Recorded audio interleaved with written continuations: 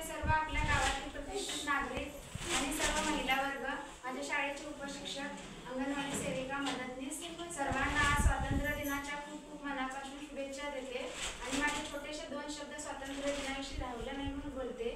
हातात तिरंगा असावा, हातात तिरंगा असावा, ओठावर जयघोष असावा, ओठावर जयघोष असावा, मराठी मनामध्ये एक अभिमान असावा, भारतीय असल्याचा गर्व असावा आणि हाच आपला अभिमान आपल्या मनामध्ये ठेवून तुम्ही सर्वजण येथे उपस्थित आहात त्याबद्दल सर्वांचे तुमचे मनापासून अगदी स्वागत करते।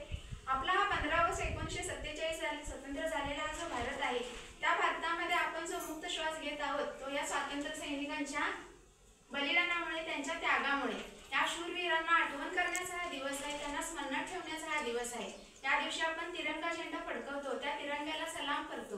उत्सव 3 रंगांचा, उत्सव 3 रंगांचा, पहा नभात कसा आज सजला, नतमस्तक मी त्या सर्वांचे ज्यांनी